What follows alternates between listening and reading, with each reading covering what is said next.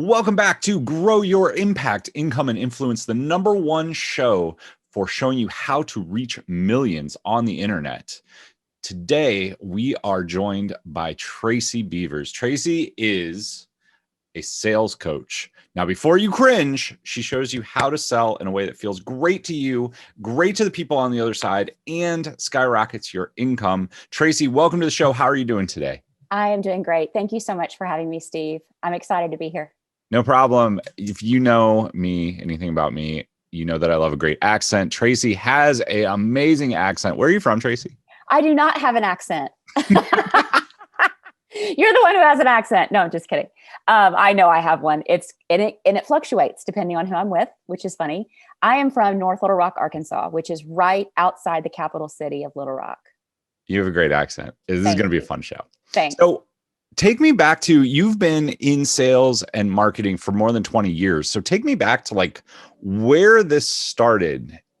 Because I don't think most people like graduate high school, they're like, I'm going into a career in sales.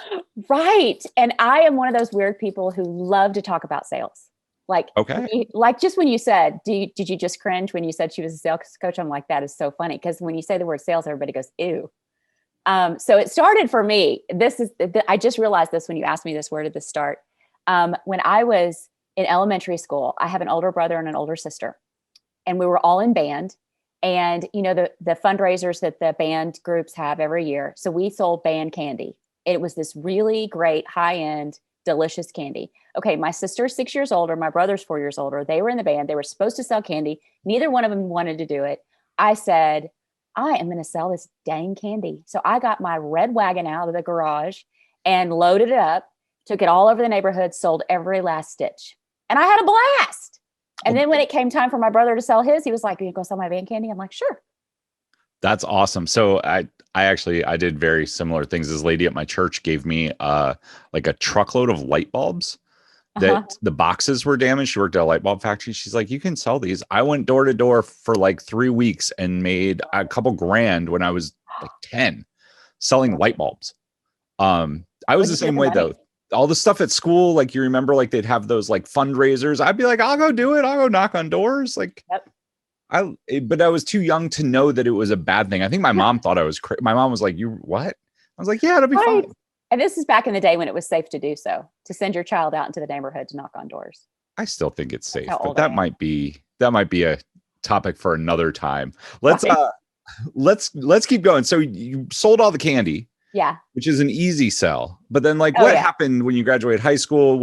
College? Like, talk to us about how you, like, from there to here, how'd it go? Yeah. So it's funny, but nobody can resist a cute kid with candy. That was easy. But and I did not graduate college thinking I wanted to go in sales. As a matter of fact, I went to college, I got a marketing degree, which is a great fit. And then I took the first job I could find because I was out of college and I needed to pay some rent. And so I went to work for a major insurance company as a claims investigator. Didn't really even know what that meant. I just knew that they were going to pay me really well and it was a job and my parents were thrilled. And so I actually had a 12-year career in that position and I really, really enjoyed it. And I probably would still be there if they hadn't downsized our company and reorganized in 2005 and closed hundreds of claims offices. But here's what the sales aspect of that was. All sales is building relationships, connecting with other human beings, listening to their stories, making a genuine connection, and then building it from there. And so as a claims investigator, you can imagine I'm meeting people at their worst possible time. Their house is burned down or they've wrecked their car or something terrible has happened. And I'm the one who's going to show up with the checkbook and make it all better. And I knew that, not to be salesy, but I knew that I could make a difference in their life. I knew that I could make this better for them. And I wanted them to feel good. I wanted to sell them a great experience with me and with my company. And so that's what I did. And I realized through that process that a lot of what I did, even though it was called insurance and claims, there was a lot of sales to it. It was solidifying that relationship with that policyholder and making sure they felt loved. Well, I think so. I agree 100%. Sales is definitely all about relationships. I mean, my favorite quote, my whole business is built on Zig Ziglar quote that sales is nothing more than the transference of certainty, excitement about what you sell from yourself to the other person. And you do Yes. that through listening to them, building relationships. So I love that you approached insurance like that. I used to work in restaurants. And it was the same thing for me. I always enjoyed it because I was building experience. I worked in fine dining. I got to make people smile. They were spending hundreds of dollars on dinner that they could have got for $5 at McDonald's or whatever, right? But the experience, getting them excited about it and like really guiding them through it, it's the same thing. Mm-hmm. So I guess what I want to point out for listeners out there, like what you're saying is sales is just about making people smile. Yep. Grant Cardone said this. I don't love Grant Cardone all that much, but he says like you're selling every time you go anywhere, do anything, you're selling, right? You're out in public, you're talking to somebody, you are selling yourself. Why should that person be talking to you? Why should the people who come out and just push on you and like make you feel bad? That's why sales feels bad. So let's jump into that just for a second. Why do you think people cringe when they hear the word sales? Why do you think people cringe? I think people cringe because there's a lot of salesy people out there being super spammy and annoying. And they've given the term a bad name. So what differentiates it for you? I mean, we kind of hinted on this with the insurance game, but what happened after insurance to lead you on a sales career, and how, like, you're smiling. She loves sales. Like, she just lit up. She's like, I love this. It's so fun. So after insurance, I had a couple of businesses with a best friend of mine. We didn't make any money, but we had a lot of fun. And we were selling handbags. So that was a huge experience in inventory and customer relationships. And it was about, the customer wants to know what's in it for them. Why should they buy my handbag? What's in it for them? So telling them about the features, the benefits, showing them what it could do, all that. Then fast forward to, I got a divorce after a 12-year marriage. So I needed to get back into the real world as a W-2 employee with some benefits like pronto. And so I went into banking on the lending side. And I was in consumer loans. I worked in private banking, commercial lending, mortgage lending. At the base of that is all sales. That's 100% sales. Yeah. All day long. So as a mortgage loan officer, it was eat what you kill. I was on straight commission, and I had to show my clients why the mortgage loan I had structured for them was going to be a benefit for them, and then turn around and go out in the community and be a relational person and build relationships with real estate agents and financial advisors and CPAs and attorneys who would send me their clients. So hang on, I want to touch that right there as a sale. Is it not? Like, so many people say this, they're like, well, I could sell if I just had leads. Go build relationships. Go build it.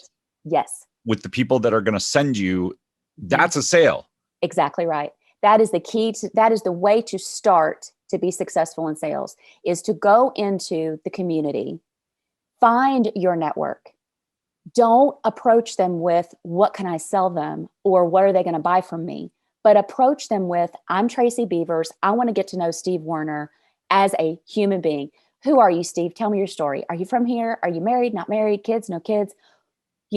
I want to know about you. I want to learn about you. I want to build a relationship with you, because you may not be a client for me on the face of it, but you may be my next collaboration partner. You may be my next investor in my business. There's a place for everybody to fit in your business. And it's not always about what can they buy from you or what can I sell to them. Do you see what I mean? Because if you became a collaboration partner for me, a referral source, you might not be buying my product or service. And on the face of it, it doesn't look like I've sold you anything.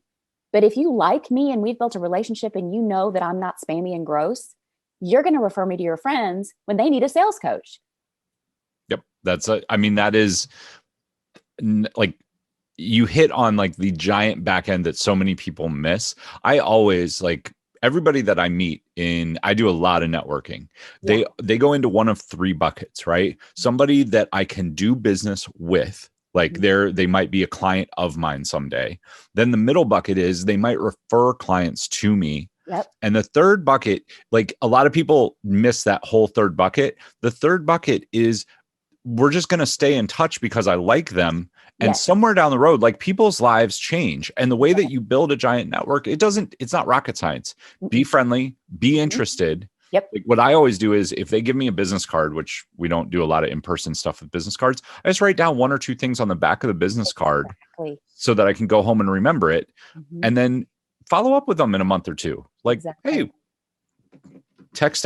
I mean, one of the things that I learned in networking too is after you meet somebody, send them a text on the way out the door, 5 minutes later, because then you can go back through your text messages and like it serves two purposes. You stick in their mind because no one does it. And two, anyway, so I love everything you just said. That's so good. Thanks. Let's talk a little bit about sales itself, because a lot of people have just heard that, right? And they're like, okay, maybe. I think we were talking about why people get squeamish around sales. And I think a lot of it is people have a hard time blurring that line of, well, I'm friendly with this person. If I ask them to buy something from me, they're suddenly going to see me in a bad light. They're going to judge me. They're not going to like me. What do you say to somebody? Do your clients ever come up with that? Oh, yeah. Because nobody wants to be annoying. Nobody wants to, like cross the line and tick them off all of a sudden. And you don't want the other person to think that the only reason why you struck up a conversation with them was because you wanted to sell them something. I mean, I work with network marketers. I built 2 network marketing businesses very successfully and not in an annoying and spammy way. But there were so many of my colleagues in network marketing and now my clients that are told to literally go to a department store back when we could shop in person and, be in the shoe department and strike up a conversation with somebody there that looks like they could be a good prospect for you. Well, that's just gross. That's not being a human being. That you're not going to impress that person by complimenting them on their shoes and striking up a conversation. And then all of a sudden, oh, would you like some nutritional supplements or skincare? Or, it's like, wait, that's weird. That's not how human beings normally interact. So I think people just think that to be successful in sales, you've got to go in and buy my stuff. Okay, if you do that, you're like the guy who walks into the bar and sits down next to the girl and says, "Nice to meet you. Do you want to get married?" And she's like, that doesn't work very well, right? Pardon? I mean, it's a ping pong. It's a relationship. It's a lot like dating. You can't just book the honeymoon the first time you meet somebody. I mean, you can, but I don't think that's going to go very well. I don't think so either. So I want to go back. I want to know what you actually tell your clients to do. Like, what's a tactic? Because I've had a ton of these conversations. People are like, I have the best thing in the world, but I'm scared to actually tell anyone what I do because they might not like me. Well, you can't. First of all, okay, let me walk down that road. So you have a great product. You have a great service. I am a sales coach. I know I'm confident in what I can offer. When I meet somebody, that's not what I start with. They may say, "What do you do?" I'm going to say, "I'm a sales coach. I help business owners just with overwhelm and frustration and all that. What do you do?" And I will answer their questions, but I'm not going to dominate the conversation. And I'm not going to say, do you want to book a sales call? Or who do you know that needs a sales coach? Because that is very self-serving. And that is not how you build a relationship. And so you get into conversation with that person and maybe they'll expose a need where you can help them. And that's when you could gently, subtly kind of say, "Hey, I help people overcome that. So if you ever want to talk about it, let me know." You've planted a seed. If they want your service or product in that moment, they'll tell you. But what you've done, and at the end of it, what you come away with is a genuine conversation. They know what you do. They're aware of you, which is the first stage of sales, is awareness. And then you want to put them, just like you were saying, when you get home from a networking event, you've got their business cards, you're writing down things that you talked about. That is so brilliant. So many people don't do that. Then what you do is you put that person into your CRM system, your customer retention management system, whether that's a Rolodex with a box of index cards in it, or it's an Excel spreadsheet, or it's a software system with all the bells and whistles. but that person, their contact information, that conversation goes in there, then that way you'll know when is the next right time for me to reach back out. What did they mention about them? And what did they indicate? And what could be my next follow-up? Sales takes at least 8 to 12 touches. And I think I heard on a podcast the other day that it's now 26 touches. And I'm like, that's a lot. That's it. But you have to plant the seed. They will remember you. They know you have a business. They're not stupid. And when they need you or when a friend needs you, they're going to remember you because in that moment, you weren't the salesperson. You were Steve Werner, the human being. So I think what you're saying, I agree with 100%. I'm going to toss a good softball to you. Okay. A lot of people say, well, how do you follow up? Because I don't want to say like, buy my shit, right? Like, oh, hey, I haven't talked to you in 3 weeks. Hey, I sell purses, right? I sell handbags. Do you want a handbag? Right.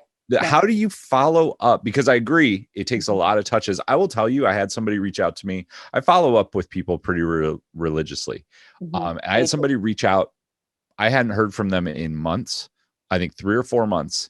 And they got back to me and they said, thank you so much for following up. I always see your emails and I want to respond, but I'm busy. But I'm ready to move forward now. So any given marketplace, if you're listening to this, I'll just give you a tip. Then we're going to go back and give the ball to Tracy. But 3% of any given marketplace is ready to buy what you have right now. If you're looking, let's talk about mortgages, right? If you're looking for a mortgage, people buy a new house every 3 to 5 years. So if they're not ready to buy right now, what can you do to follow up with them just to stay top of mind so that when they do become the 3%, you're the person they think of? That's how you have to think about follow-up. It's not buy my thing right now. It's how can I provide some value? So I'll let you take it from there. And I love the real estate example. I'll give you an example of a client that I've worked with, a real estate agent. When she and I talked, she had been in real estate industry 5 years. This is going to blow your mind, but she had not been keeping track of any of the people she'd been meeting. She had a CRM system from her brokerage, a really good one, but it was so confusing to her, she wasn't using it. So all of those people that had come into open houses as potential buyers, potential sellers, whether or not they were ready to do anything right then, she couldn't tell you who they were. And that made me sad for her because she was a top producer. And can you imagine how much further along in production she'd be if she had kept all that stuff? I'm really shocked that she was a top producer because that's... Yeah. Me too. Yeah, for sure. I was like, what? Your numbers are what? And then I thought, God, your numbers could be 10 times 10 that. times. Yeah. So in that example, a great thing for, let's say you're in real estate or you're in mortgage lending. This is what I've seen in my area that works really well. So that person goes into the CRM system. And this is what my real estate agent does and what my mortgage lender does. Send out a postcard. It's not super expensive, or an email, like you're saying, and add value to that person. As a real estate agent, when it's time for fall and winter, you need to remind your clients to take the garden hose off the back of the house before the first freeze, to unplug the RPZ for their sprinkler system before the first freeze, to winterize the house. Okay, spring comes, spring clean out. Let's get your landscaping ready. Tips for weeds in your yard. Adding value, staying top of mind. They know what you do. You don't have to remind them. You don't have to say, hey, want to buy a house? No, you say, hey, here's my name again. And here's some information for you that one real estate agent, she did the coolest thing. She sent out a coupon for you to go get to the local cupcake place, locally owned. So she was supporting the local community, and you could get a 4-pack of cupcakes on her. She's like, hey, it's spring. I'm excited. Hope you're excited. Sun's out. Go get some cupcakes. That's awesome. And so they go into the system where, just like you're saying, you find a way to add value. So let's say you're selling skincare.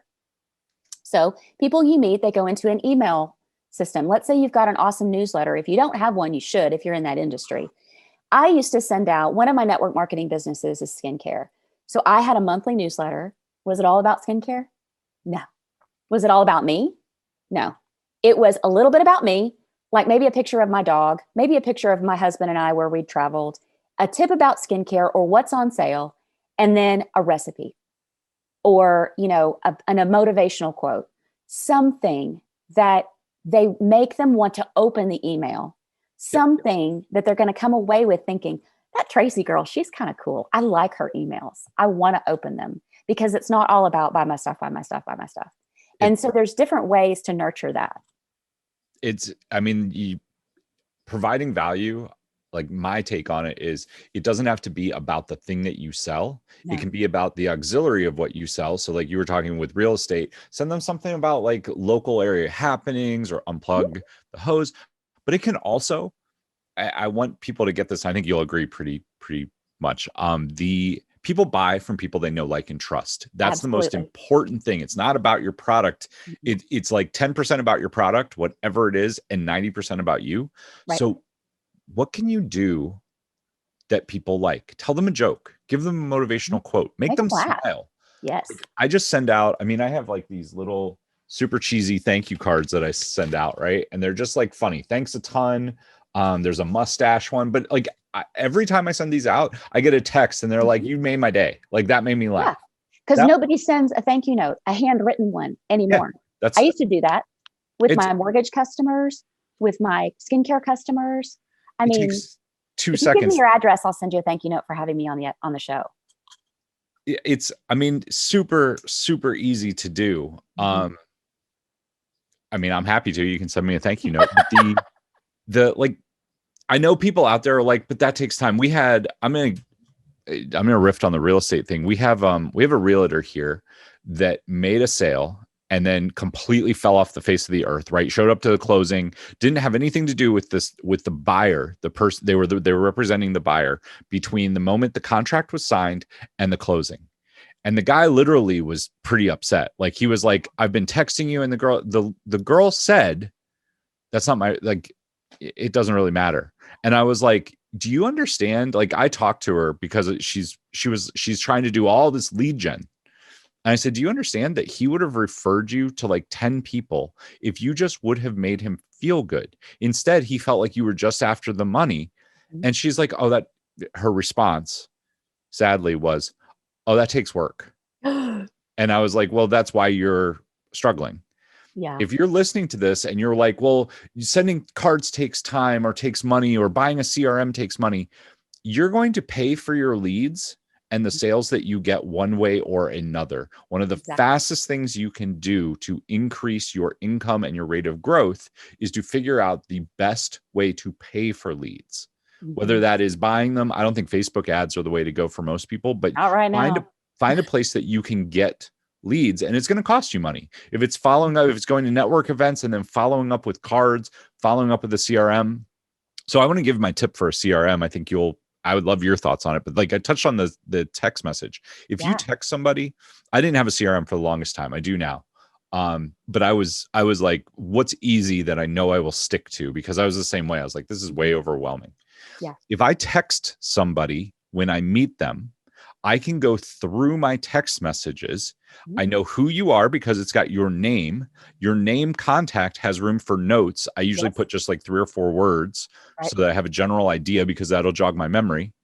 But then going through my text messages, I can see the last time I texted you. Exactly. Oh, I texted Tracy 3 weeks ago. She's a sales coach, and like she mainly works with XYZ. She does some MLM. Cool. I'll know what to follow up with. That's a real easy free CRM. That's great.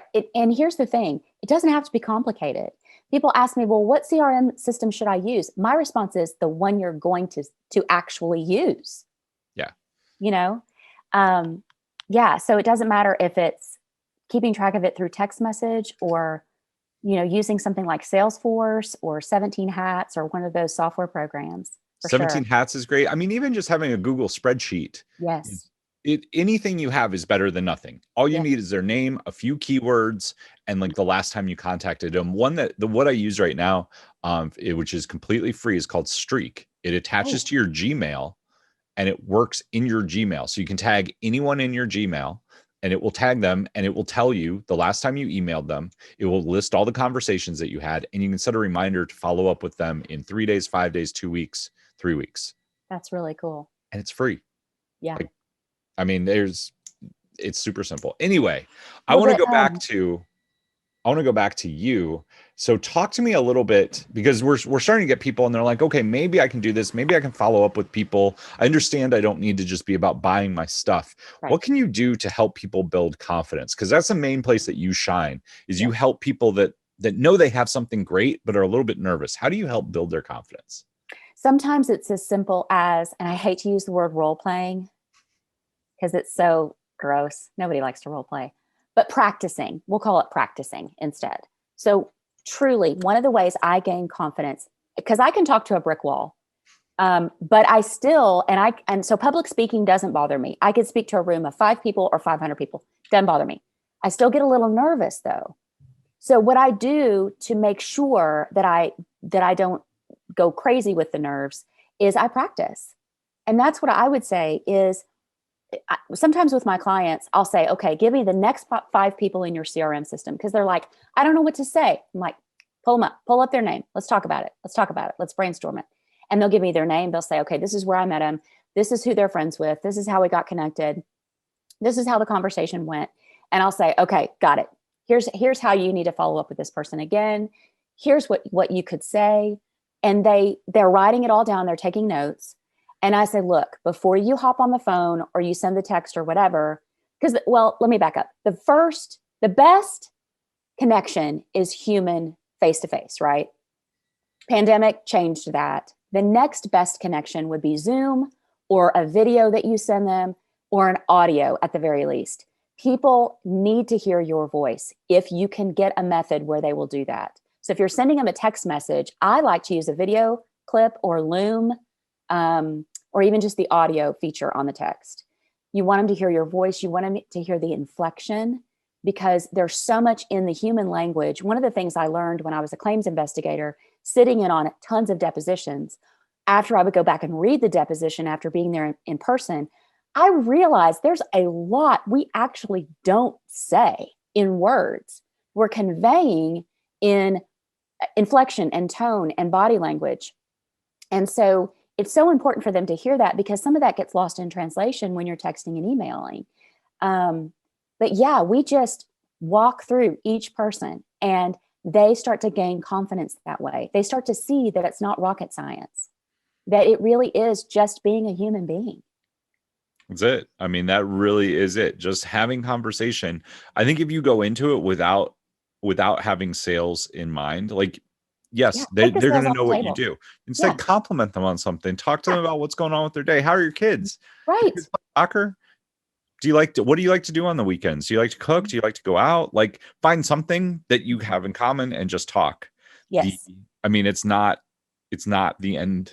It's not nearly as difficult. I still think people are really scared about being judged. That's the number one thing that, like, at the core, when I have this conversation, that we seem to get to. I yeah. just tell people, like, you're going to be judged whether you're boring, whether Hmm. you're not. Like, whatever you do, you're going to be judged one way or the other. So you might Right. as well just be like, hey, this is who I am and this is what I do. Hmm. Um, I want to talk a little bit. We were talking about making a schedule before we got here. Like, we went Yeah. through some of the best practices. So you have, like, kind of a a framework. That's the word I was looking for. You have a framework kind of that you take people through to help them gain confidence. Hmm. I'm gonna let you take it from there and talk about kind of, because I think this is really big, because a lot of people get up in the morning, they're like, what do I do? I'm in Right. sales. What do I do?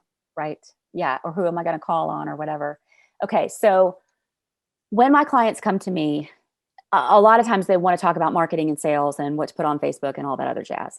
Before we dive into any of that, because I can teach you that stuff all day long, but if your schedule is a train wreck, you're not going to be able to implement anything that I tell you, let alone pay attention to it.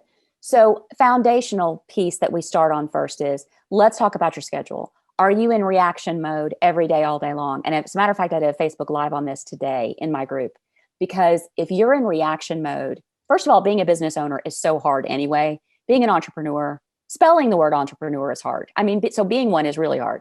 And so you don't want to add to that with being in reaction mode, because reacting makes you exhausted. You can't think clearly, you can't be creative, and it just sucks the fun out of it. So, creating a schedule, what we do first is we look for patterns in your day to day. Look at I like for my clients to have a month right in front of them. And then I like for them to have the next week right in front of them.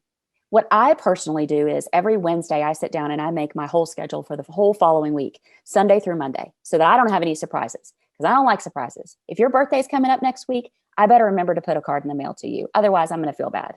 And I don't want to feel bad. So I got to get it all mapped out. I put in all the things that I know I have. I know I have a podcast episode with Steve Warner. I know I have a doctor's appointment. I know I have, the kids have parent teacher conference, whatever, soccer, plug all that in. Those are your knowns. Then you look at that, tells you what your free time actually is.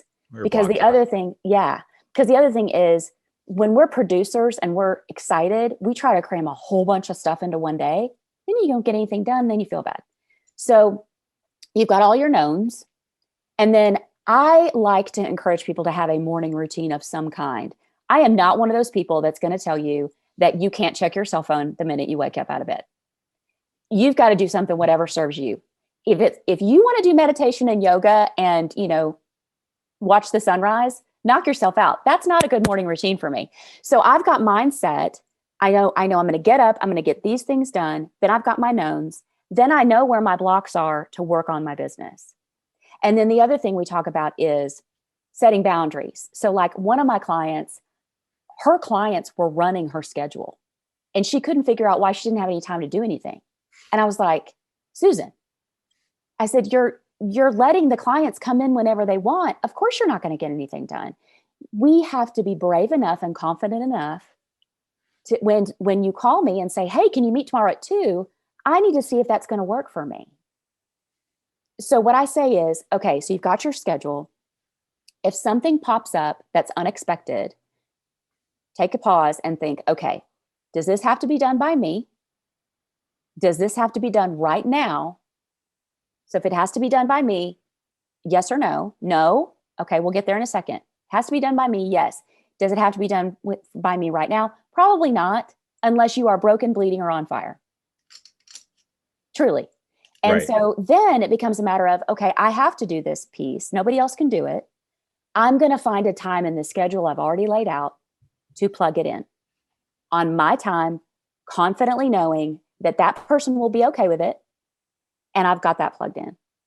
Then, okay, so then go back to, does it have to be done by me? If the answer is no, then it's, can I delegate that out for free to one of my kids, to my spouse, to, seriously. I mean, do I have to go to Kroger and get more blueberries? No, my 2 kids have cars and debit cards, and I will pay them back and I will tip them.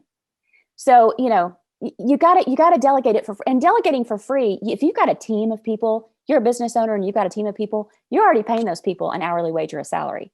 So it's technically not free, but there's no reason why you can't add it on their duties as assigned. And then the other question is, if you can't delegate it for free, can you hire it out for less money, where you're going to make, like, let's say you hourly make $100 an hour. If you could hire that out for $10 an hour, do it. Do it all day long.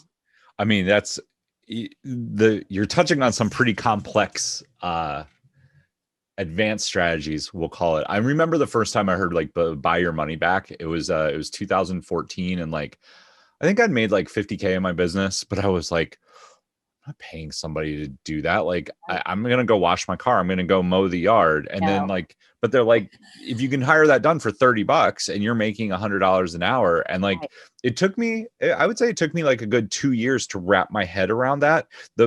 The one thing that I'll add to it, since we're on advanced strategies, is if maybe you can do it and it's worth, hourly wise, it would cost you more. But if it is not your strong suit, if you don't love it, if you don't enjoy it, there's some things in your business you're always going to have to do that you don't enjoy. Yes. But if you can get it done for a similar amount of money and you know it's going to be done good, I found that hiring out stuff, I think entrepreneurs were a little bit of control, right? Like we're like control. No one does it as good as I do.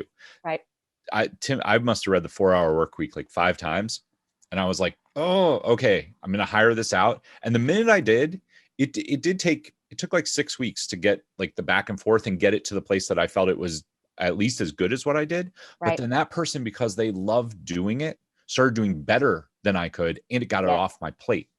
That's that has nothing to do with sales, but it does have to do with drastically growing your business very quickly. Well, and then that release of, I don't have to worry about it. Yeah. Like I just like you're saying, my website and everything is housed in Kajabi. My courses are going to be housed in Kajabi. Do I like getting into Kajabi and doing the tech part? No, a million times no. That's not in my zone of genius. So I'm hiring it out and I'm paying several $100s. I mean, like a lot of $100, but it's, and am I going to make that back with that same amount of time? No, not immediately, but the energy that I'm going to save, the creative space I'm going to save, the overwhelm I'm not going to feel, that's going to help me move the needle in a different area. So I will eventually make that back. So sometimes it's not an apples for apples thing. And sometimes you can't quite put a price on the fact that it's not in your zone of genius and you don't love it. I mean, to illustrate this point, I talked to a guy yesterday that has an email list of 80,000 people. Wow. That's a lot. It's a huge list. He's massively talented at generating email opt-ins. The last time he emailed his list was like, I think 6 months ago. And I said, why aren't you emailing more often? Like, you need to email a couple times a week. I email daily. Like, you need to get stuff in front, because his struggle was sales. He has an online product that is $49 and then he has a $197 offer. I said, if you emailed once a day or 3 times a week or even once a week, you would make more sales than you're making right now. And he was like, it's too painful. And I said, so hire a copywriter. He does videos. So he does a lot of video. The way he generates leads is through videos and podcasts. I said, hire a copywriter to listen to your videos, your podcasts, whatever, and write 2 or 3 emails. And he was like, I've never thought about that. Isn't that going to be expensive? I said, if you pay them $100 or $200 to write 3 emails a week, that's 4 sales. You have a list of 80,000 people that will pay for itself instantly. Exactly. And you could see the wheels turning. I'm going to follow up with him because I want to see if he did anything, but that's, he could also take one of his great videos and insert that into an email. Just send it in the email. Hey, check this out. That's actually better than words, because you see a human being and you see their eyes and you're like, ooh, what's that? I got to open it. Yeah, super easy. Okay, I want to circle back to confidence, creating a schedule, being reactive. I'm actually going to call you out a little bit. No. I put my phone, this is something, I read it in Damon John's book, and it was about being reactive, responding versus reacting, right? I agree with you. If you feel like your business, if you feel like you are getting overrun by your clients, your schedule, you have to put boundaries up. You will feel so much better. Yes. But you can't respond all the time. So Damon John was talking about putting your phone in the other room. I started sleeping with my phone in the other room. I get up to an alarm clock. I get out of bed. I work out. I do my morning routine, including workout, is an hour. I write my goals down, like long-term goals, like my year goals, my quarterly goals. And then I do a little bit of a journal. I don't look at my phone, because the minute I look at my phone, what do I have? I have emails, I have texts. I have a lot of incoming stuff that's going to cause me to be reactive. Everybody knows, all my clients know, everybody knows that I don't look at my phone until 11 a.m. Wow. That gives me time to then I block myself. I used to do the same thing. I had my calendar was open from 9 a.m. to 7 p.m. Yeah. But I couldn't get anything done. I blocked out 2 hours in the morning. So between 9 and 11, I work on the hardest thing that needs done in my business. What's the thing that's going to move the needle that I need to focus on? Right. I don't have any distractions. I don't have email open on my computer. People know that I don't check my email. I check it once at 11. I usually check it later before I go to bed. Yeah. But it's doing that in my business. I can't tell you what to do, but putting my phone in the other room and not looking at it. I don't have kids. I don't have anyone who is going to need it right now. Right. Everybody knows that. And it took I think my mom was the one. She's like, well, what if it's an emergency? I said, well, then it's just going to have to wait. Right. It'll be okay. It's 2 hours. Well, there's a do not disturb feature on the phone. And this is what I use when I go to sleep at night and the kids are not home yet, because, they're young adults and they don't come home at a decent hour. But on the do not disturb feature, they know to call if it's an emergency. If they text me, it's not going to come through. But I've got them set so tell your mom Just say, Mom, the phone will ring if it's you. Oh, it won't. Or maybe you don't want to do that. I always have do not disturb on because I have so many contacts. Oh, gotcha. My do not disturb is always on, and I don't, because that way I don't see incoming texts. I look at my phone, like I have it on a set schedule. I'll look at it. I don't sit here and like, I purposely, like, I put my phone away because I was like, oh, what's going on? Oh, what's this? Oh, yeah. And I was like, you know what? That's stupid. Like, I'm totally like, I would pick up my phone just because I didn't know what to do. And I'm like, focus on like, I should be reading a book. So like, I've become a little bit more thoughtful about my, like, what are my intentions and what am I going to do? Because creating a schedule, like I do the same thing. Like, my schedule is now open from noon to 4 for calls. If it doesn't fit in, I have people all the time. Hey, it's an emergency. Can we jump in? Unless they're a VIP client and they're paying me like my high rate. No, you can get on the schedule. I'm sorry that I'm booked out. That's how it is. Yeah. And it like, I think it does come back to confidence, knowing that people actually, a lot of people I think are nervous. They're like, ooh, if they're going to go to somebody else. Nope. All it does is, what do you do when you can't have what you want? I want that more. Exactly. Or they think they're not going to like you. And my female clients have this problem more than my male clients, because as women, we want everybody to be happy. We don't want to tell anybody no. And, all that jazz. No, you've got to figure out what's going to work for you and be confident enough that if those people are your people, they'll still be there and they'll understand your schedule. I actually have had a couple of people, because I have a boundary around weeknights and weekends. I lost a lot of ground with my kids and my family time trying to build businesses and doing it on nights and weekends, to the point where I was like, this is making me miserable. I'm not doing this anymore. And people know now I am fiercely protective of that. So it takes Oh yeah. And so I had somebody that wanted to talk to me. It was a client, and they were like, well, I need to talk to you after I get off work at 5:30. And I was like, I'm sorry, we're going to have to find something between I don't start my first client appointment until 10:30, and I don't take anybody after 3:30. Yeah. If they want to work with you, they'll figure it out. Exactly. They will. And if they don't figure it out, they were not meant for me. And that's where my confidence has to come in, and my faith that the right people will come to me. They will. That is 100% it. I think it's that, having that confidence. One of my favorite podcasts, we talked a lot about just having like the confidence to say, this is who I am. This is how I do business. Like everybody, I'm super likable. I love talking to people, but I have very firm boundaries. This is what we do. This is how it works. These are my costs.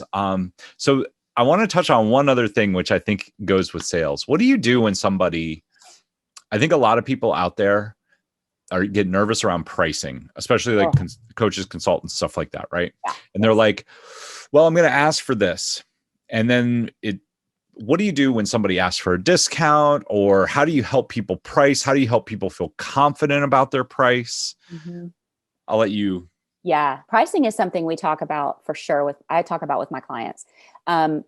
First of all, they worry that, especially if they're representing a skincare company or a product company, those prices are set. They're confident in that. There's nothing they can do about that really, except that they could run a discount every now and then. But if you're a true entrepreneur business owner, whether you're a brick and mortar or service-based, like you're saying, you're setting your own rates. And so first of all, it depends on the structure of your business. So if you're global and virtual, your rate, you could charge whatever you want. I don't know that you'll get it, but you might find a few people that'll pay it. But by and large, especially if I'm dealing with somebody that's local here to me, we're going to talk about who are your competitors, what are they charging, what's the going rate in the area, in your geographic area, in your market. And if you are the only one in this area that does what you do, because I have a couple of clients that are so specialized, there's nobody around within a 6-hour radius that does what they do. So they're having to go like into the next big city to find geographic, by population and all of that, demographic, income level, population size, all that. You want to make sure that those things are jiving. But once you pretty much have done your market research and you know your sweet spot on your prices, then it becomes a matter of quoting it. And I'm going to bring back my female clients again. They're going to hate me for saying this, but women are notorious for wanting to explain everything. Men, they give you an estimate. They say, here's the estimate. Let me know when you want to get on the schedule. Women, my female clients will say, well, I feel like I've got to apologize for it or explain it. I'm like, no, you don't. Men, first of all, men don't do that. Why are you doing it? If we have to have confidence confidence in our ability to charge what we're worth and not sell ourselves short, because that does not feel good. Nothing is going to zap your energy faster than working for wages and rates that aren't going to pay your bills. And then you're just going to end up feeling worse. So set the pricing, state it with confidence. Don't look down. Don't apologize. Don't say, but. Don't try to explain it. Be real quiet. Let that person process what you're saying. Process what you've just given them. It's negotiation. It is all about having confidence. I mean, that really is. It's just about, this is what I do. This is how much it costs. Yeah. If you want to move forward. And like, that's when do you want to get on the schedule? I think a lot of times people explain it, because I've seen guys do this too. They explain it because it's our ego, right? We're like, it goes back to the features and benefits. Well, if I can tell them why it's so great, they're going to buy from me. So let me just start like word vomiting on people. No. all over. This is amazing. And we're going to do this. And we're going to do this. All people care about is the outcome. If you have, this is like the sale, right? The sale is made up front. Become somebody that they know, like, and trust. Yes. Show them that you've gotten the result for somebody else, usually through a story about somebody that you've worked with in passing. Don't be pressing about it. Then they're going to ask you, well, okay, if we did work together, if we did do this, just let me know what it costs. Tell them the cost. And just like you said, this is what it costs. Yeah. If you'd like to work with me, I'll be happy to send a proposal over. Right. When do you want to get started? Yeah. When do you want to get started? I've got 2 more openings next month. What would you like to do? Something very simple and then shut up. Like zip it. And if they're going to say, you just gave them an option. So this is actually like in NLP, it would be called a double bind. They can either move forward. Yes, I would like one of those 2 spots you have next month, or I need to think about it. Yeah. If they say they need to think about it, okay, cool. I understand you need to think about it. I'll give you some time. Just let me know, like, what do you need to think about? Like, agree. And then if you want, you can ask why. Yeah. If it's a real reason, then it's cool. Maybe it's just they didn't know something. Well, I don't know. Does it include, if it's a real estate deal, it could include something with the listing. If it's whatever, they might have a reason you can overcome the objection. If they do, cool. If they don't, okay, take some time, follow up with them later. Yes. Hey, it was great seeing you today. Tracy, let's chat. I hope you have a great day. I'll talk to you soon. And sometimes I'll say, so when absolutely take the time to think about it. In the meantime, let me know if you have any other questions that pop up. Yeah. Because there may be something you hadn't thought about while we're talking. And do you want me to check back with you next week? So I'm going to ask one more question, because this is the thing that I see a lot of people, because they don't want to have those that's uncomfortable, right? So they're like, okay, I made the offer. They said they need to think about it. How do you follow up? What's your script or template, or how should people follow up? Because I think people are like, well, if I follow up and I just say, hey, Tracy, I'm just checking in. Like, we had that conversation last week, and do you want me to send over a proposal? Like, that's not going to do anything. Right. And they're like, well, but if I just say, like, how are your kids doing? I'm going to feel fake. Right. How do you think people should follow up? So what I try to do is I try to get them to tell me when I should follow up. So I'll say, do you want me to check back with you? And here's the thing. If you say, do you want me to check back with you? Okay. If you say, when should I check back with you? They're going to tell you, give me a couple of weeks. No, that's not going to move them through your nurture sequence. That's not going to move them from awareness to purchase fast or not on the timeline you want. That's what I'm trying to say. So what I do is I just say to them, you want me to get back with you next week? Or, when would be a good time for us when are you looking to get started? That's a good thing to say. When are you looking to get started? Well, then you'll know their timeline. So if you're talking about, if you're a painter and you're giving an estimate on painting their house, and they're in the research stage, they're getting their estimates. A great thing to say would be, what is the timeline of your project? And they'll say, you know what, we were looking to start in about 30 to 60 days. We've got to get X, Y, and Z done first. Then we're going to bring the painters in. And you're like, cool. Would it be okay if I check back with you in about 45, 50 days? They're not going to tell you no. Right. Then then you call them. That's my preferred method, like I said, or a video or something, and just say, hey, I'm Tracy. I'm checking in. I'm one of the gals that did a paint estimate for you. I hope that remodel process has gone well and smooth. Sometimes those, can be a lot more work than we think. Hope everything's okay. Are you still on your project timeline? Have you made any decisions about paint? And they'll tell you, yeah, we're about to make a decision. Awesome. I would love to do this for you. I would love to work together and make your home beautiful. Were there any questions I could answer for you about how my team works, the products we use, things like that? And they'll tell you. And they may say, well, I got an estimate that was $500 less. Can you match it?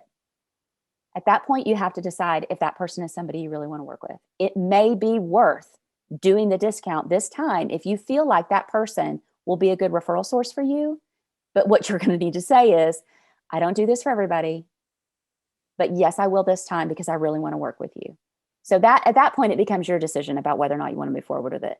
If people ask me if I give a discount, like somebody asked, well, if I give you a great testimonial, will you give me a discount? No. Yeah, I don't. I've gotten that a few times. I'm like, nope, you should be giving me a great testimonial anyway. Yes, if I've done my job, you yeah. shouldn't. And I don't discount my pricing. Like, end of it. You touched on a couple things there, just like in the follow-up sequence, just overcoming objections. And one of the things that I have found works incredibly well, and it's what people want to hear, is I would really love to do this for you. I know we're a good fit, and you can't lie. You can't be fake about it. But if you know they're a good fit, hey, Tracy, I really enjoy this conversation. I think we're going to be a great fit to work with together. I know that I can get you XYZ outcome. This is what I do for people. Because you're my ideal client, I know that this is going to work out really, really well. And I'm excited about working with you.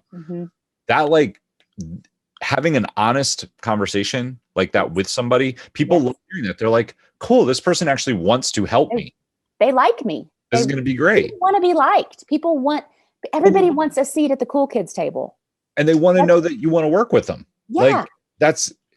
It's not that hard. And the client wants to know what's in it for them. We have to remember that.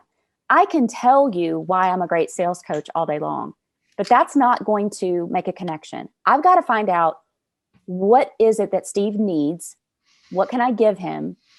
And what's in it for him?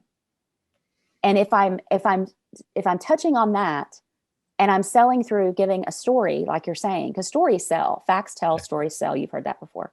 Yeah, I teach stories, so that's I love opening up a presentation with a story, opening up a story loop. It works so incredibly well. All right. So Tracy, we're going to bring this. This has been a really good conversation. We have covered a lot of ground. Yes. Where can people go if they want to learn more about you? I would love that. I love meeting people, hearing their stories, and, seeing if there's any way that I can help them. So I have a website. It's tracybeavers.com, and it's Tracy with a CY, Beavers with an S on the end.com. I also can be found on Facebook, Tracy Lane Beavers. And my new Facebook group that I'm really excited about is Be a Confident Entrepreneur, Gain Confidence, Grow Your Income. And it's a place for business owners, solopreneurs, entrepreneurs, and even people that are W-2 employees, but they're in a sales role, can come, collaborate, learn about sales, talk about, things that have worked, things that have fallen short, things that they'll never do again, big mistakes they've made. I mean, we've all made them. But it's going to be fun. I'm excited about it. Awesome. Well, all of those will be linked down below in the show notes. So make sure to check them out. To everybody out there watching, thank you so much for tuning in. And until next time, take action, change lives, and make money. We'll see you soon.